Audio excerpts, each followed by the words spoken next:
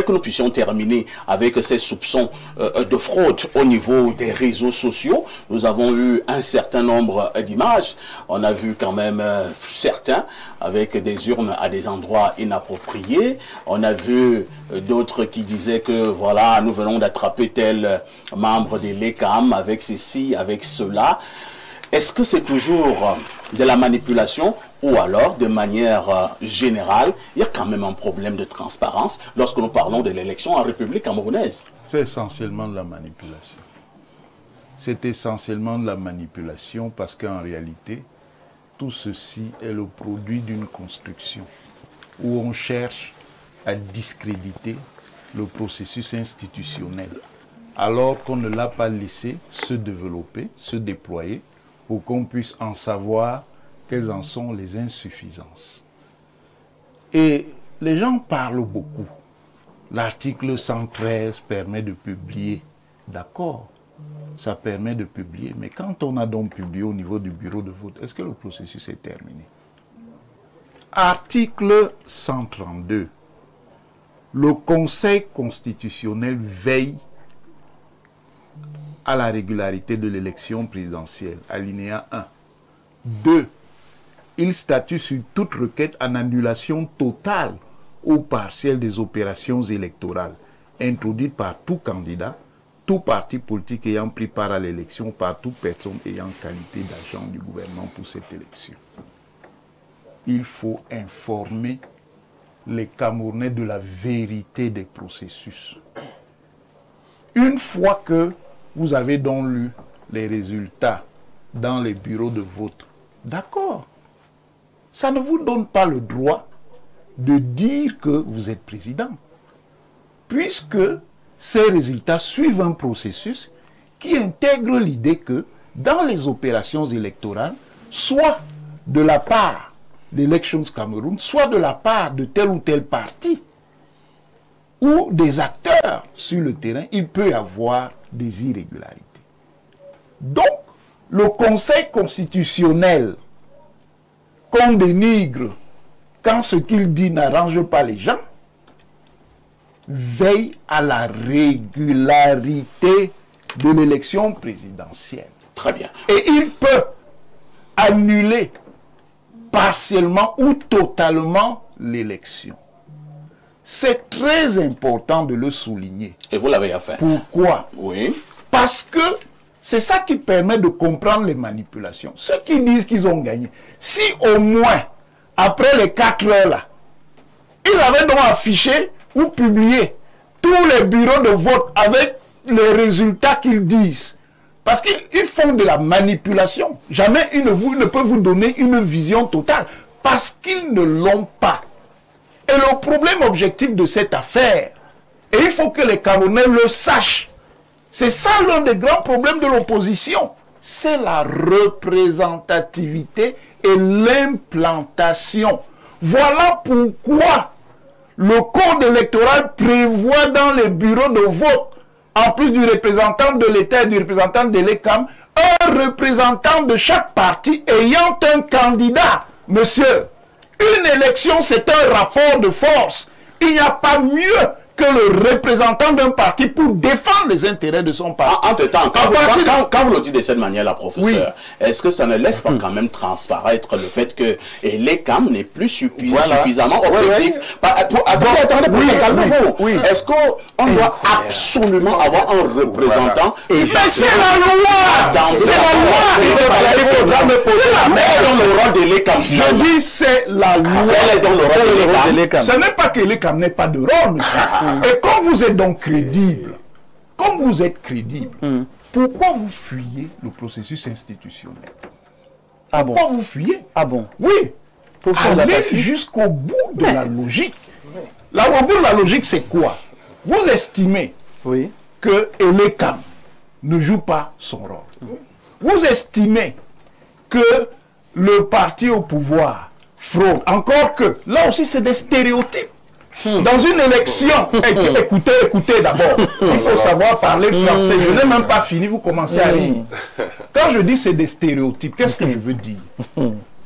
Tous les acteurs d'une élection peuvent frauder. C'est courant ça.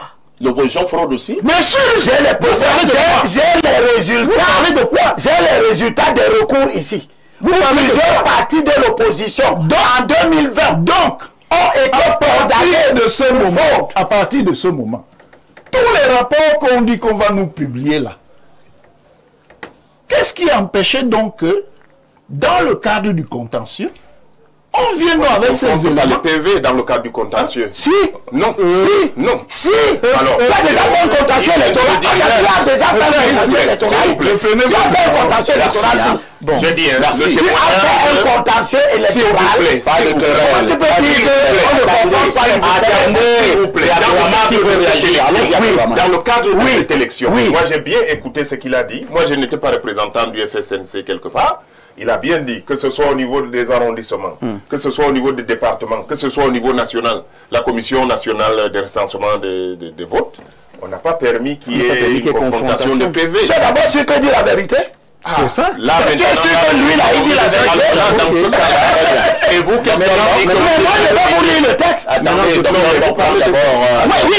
le texte, ne dit plus rien. Attendez, le débat c'est par ici. Docteur Mbok, sur ce plateau, le professeur Owonangini dit, autant nous pouvons soupçonner le régime, entre guillemets, de tricherie, autant l'opposition n'est pas du tout exempte. Il parle pour le régime, donc il sait ce que le régime fait. C'est le représentant du régime? Je ne vais pas rentrer dans ça, mais écoutez, il a battu campagne, tout le monde l'a vu. Et j'ai découvert une autre casquette du professeur, il le fait bien. Donc, ce que je veux dire ici, il faut rappeler au grand frère Limbi Lobé. Je l'ai dit, je continuerai de le dire. La haine ne fait du bien à personne.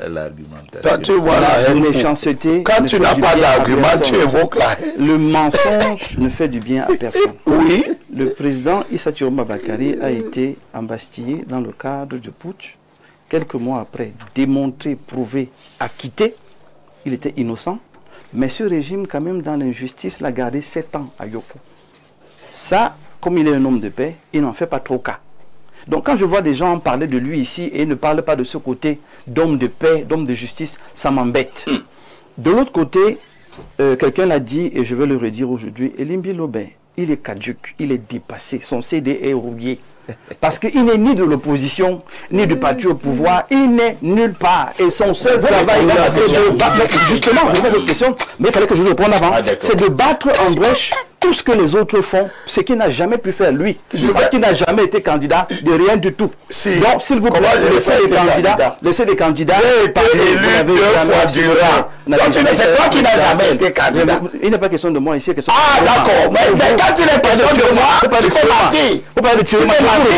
Je vous peux mentir. Je vous l'ai dit et je le dis encore. Le processus électoral entier ne dépend pas du jour où M. Thiroma est candidat. Le processus électoral dépend des lois et des règlements de ce pays. Et dans ce contexte, j'ai été candidat en 2007 et l'ECAM n'existait pas. Je suis devenu candidat en 2013 avec l'ECAM et Issa Thiroma était candidat dans la même élection législative et municipale. Dans la circonscription de la présidentielle. Mais je parle d'élection. Les règles de l'élection ne changent pas en fonction du jour où Thiroma est candidat. Il faut la lire bien. C'est toi qui n'as pas d'informations, ni sur ton candidat, ni sur les autres acteurs du processus. Ce n'est pas un débat d'individus. Je vous suggère d'avoir un débat d'idées sur ce plateau. Mais parlant justement d'idées, je vous repasse la parole, Dr Mbok. Oui. Je vous ai posé une question. Autant on peut accuser le régime de fraude, apparemment, du côté de l'opposition, on n'est pas aussi trop loin de là. Mais écoutez, dans les compilations que nous avons, il y a des vidéos à charge, complètement. Et c'est désolant parce que nous sommes dans un contexte où les gens ne veulent pas apprendre. On va le faire. Ils ne veulent pas apprendre et améliorer le processus électoral. Au Kenya, où vous avez 65 millions d'habitants, c'est 48 heures pour qu'on rende les résultats. Au Sénégal. Et voilà, on peut citer d'autres pays. Le Cameroun, je parlais du chaos lent tout à l'heure. Le chaos lent tout à l'heure, c'est justement ça.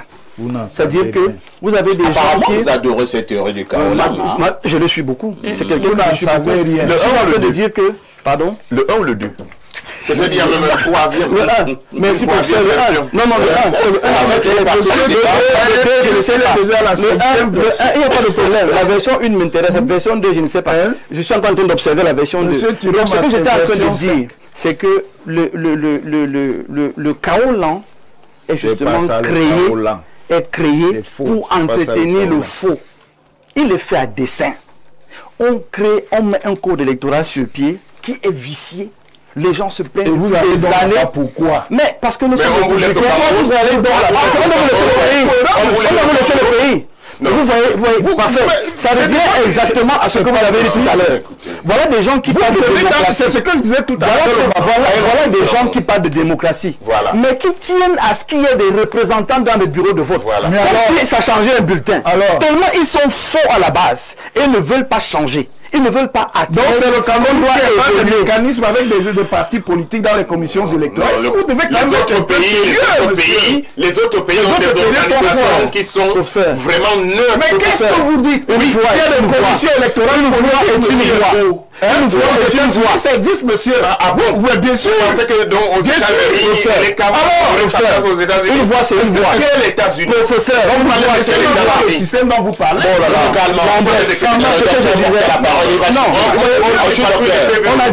On a dit aujourd'hui que nous sommes dans une attitude de pédagogie. Il faudrait que l'État du Cameroun comprenne bien que le processus dans lequel il nous amène est chaotique. Alors, je vous pose quand même une préoccupation, docteur Mott. Une préoccupation, ma foi, essentielle. Êtes-vous prêt, vous du FSNC, d'accepter les résultats du vote? Mais quand les éléments sont prouvés, qu'est-ce qu'on peut discuter? Quand les éléments sont prouvés, les PV sont confrontés et qu'on a la réalité en face de nous. Parfait, écoutez. Oui. Je suis scrutateur. On finit les décomptes. On me remet un PV. Tu comprends de quoi je parle? Authentique. Ah bon? Donc on remet les PV aux scrutateurs? Non, oui, aux représentants des partis politiques. Ah bon, représentants et scrutateurs, c'est la même chose? Non, il a peut-être... Vous savez pas de quoi vous devez parler. Mais ça veut dire que ça peut arriver. Je vous l'ai dit que la haine, je peux continuer. Je peux continuer. Moi, si on remet les PV, oui, le parti politique. Ah, d'accord. Comme ça, comme vous allez changer les brindilles, ça ne va pas vous aider. Ne vous accrochez pas aux brindilles. Ah, c'est une brindille. Quand vous mélangez deux responsabilités bien précisées dans le PV. Dans ce PV, il y a exactement le nombre de voix. On est d'accord? C'est ce qu'on a compté sur le tableau. On va à la commission locale. Voilà. Pour essayer donc de se rassurer. Oui. Voilà ce que vous avez reçu, voilà ce que l'autre a reçu. Et les camps vous présentent 5-10 voix de plus que ce que vous avez sur votre document. Vous voulez contester, on vous dit non. Que c'est le PV de l'ECAM qui fait foi. C'est le PV de l'ECAM qui fait foi. Mais il fait foi, donc celui que j'ai alors, c'est à quoi? C'est là que le vice commence, parfait. Et je dis que si on n'adresse pas les vrais problèmes pour les régler, on vient être partisan ici pour défendre son système là-dedans. Donc on vous laisse au Cameroun. Alors je voudrais... Je continue en disant quand ils refusent d'admettre une vérité comme celle-là, ils oublient que c'est le peuple qui vote. C'est les citoyens qui veulent le changement et la différence. Et il faut donc faire attention à ce peuple-là qui va veiller à ce que son vote soit respecté.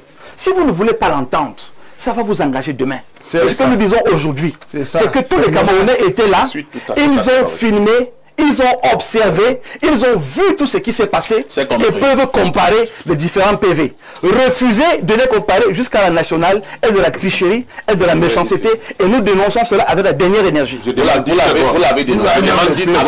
On revient. Je demande 10 secondes, pas plus. Vraiment, allons-y. 10 secondes. Il a pris l'exemple du foot, vous savez. J'aime le foot. Alors, quand un match de foot se joue et qu'à la fin, vous avez une équipe qui gagne 2-0, est-ce que l'équipe jubile ou pas? On fait la fête. Mais en sachant que derrière, il y aura une commission d'homologation, une commission de discipline qui peut annuler les résultats du match. Mais ça ne nous empêche pas ça n'empêche pas l'équipe de jubiler. Tous les matchs de football, c'est comme ça. C'est ce qu'il fallait dire ce matin concernant le premier, c'est ce qu'il fallait dire ce matin concernant le premier sujet inscrit à l'ordre du jour sur la guerre des déclarations et la guerre des tendances. Nous marquons une autre touche pause et on prendra la dernière ligne droite de ce grand débat de la semaine.